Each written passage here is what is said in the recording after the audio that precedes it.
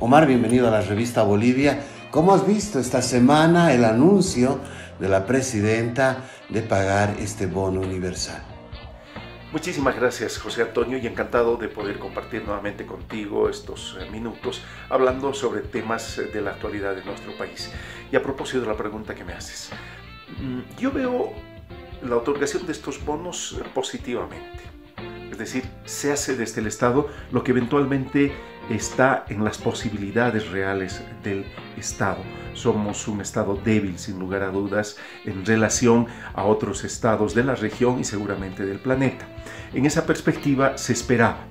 ¿Y por qué digo se esperaba? Porque habíamos en alguna otra entrevista ya quedado de que habían una serie de dispositivos de problemas que iba a desencadenar el coronavirus. Y estamos asistiendo precisamente a ese escenario. Pasando desde el tema médico, el coronavirus ha desnudado la situación realmente preocupante del sistema de salud en nuestro país. Por eso se han tomado determinaciones muy fuertes que, claro, tienen un correlato complicado en el escenario social. No debemos olvidar que uno de los rasgos fundamentales de nuestro país son los cordones de marginalidad y pobreza, que no son pocos, son importantes y significativos cuantitativamente en la vida nacional.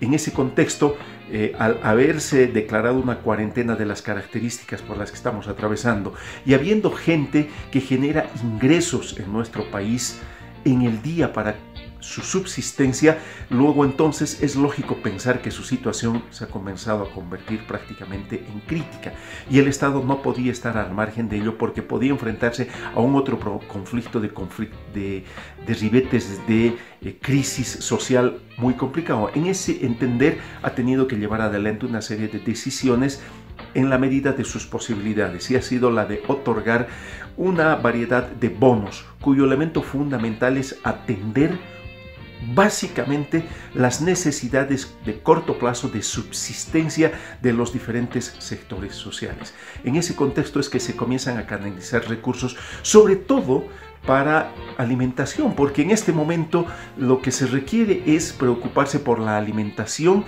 de masivos sectores que no están accediendo a ingresos propios para poderse proveer de los elementos fundamentales para su subsistencia. Aparejado a ello, por supuesto, que ha implementado también algunas otras decisiones que las debemos ver como positivas, aunque no son las suficientes.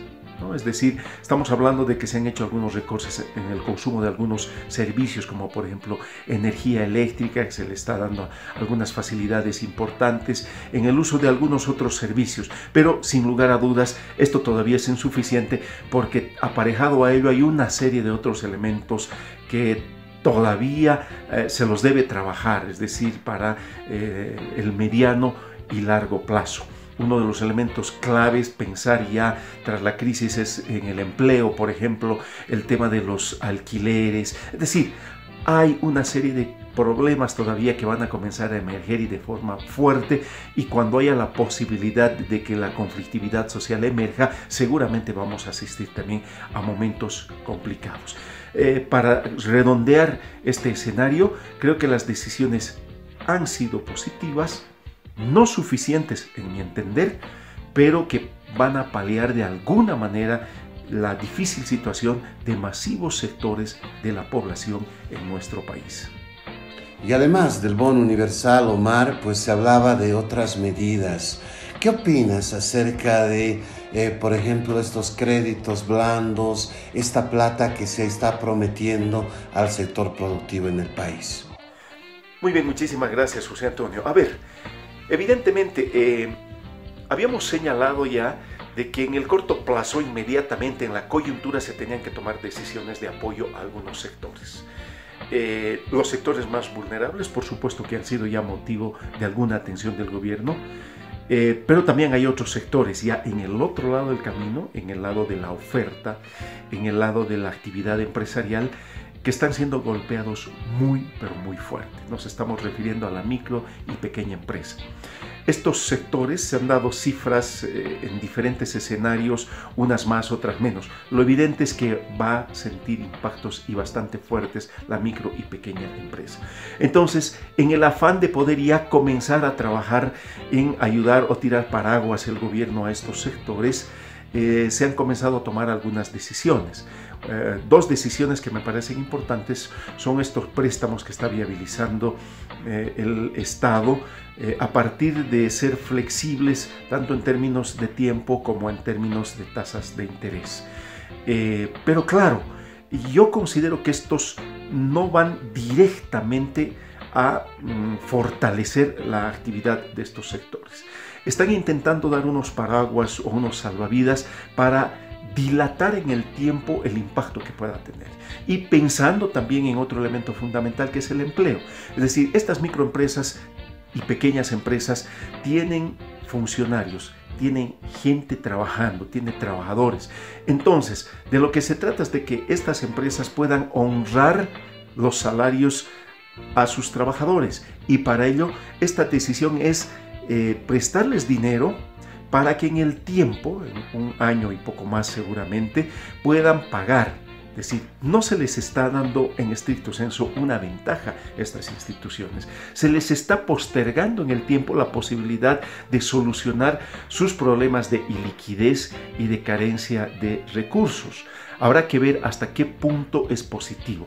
De hecho, probablemente sí, pero no es un elemento que impacte directamente en la posibilidad de darles un apoyo real en la estructura de costos a estos sectores. Y cuando digo en la estructura de costos, es que se le está difiriendo en el tiempo y cargándosele costos todavía. ¿Por qué? Porque un empresario, cuando se presta, un pequeño empresario, un empresario, microempresario, se va a prestar, pero va a pagar intereses, pero además tiene que pagar el capital, y para eso tiene que generar mayor cantidad de recursos para poder hacer estos pagos. Entonces, más adelante seguramente el gobierno tendrá que pensar en algunas otras medidas fundamentales ya de corte estructural que permita que estos sectores puedan recuperarse. Y estoy hablando que impacten ya en su propia estructura de costos. Y cuando digo de esto, habrá que pensar, por ejemplo, en los temas impositivos, por un lado.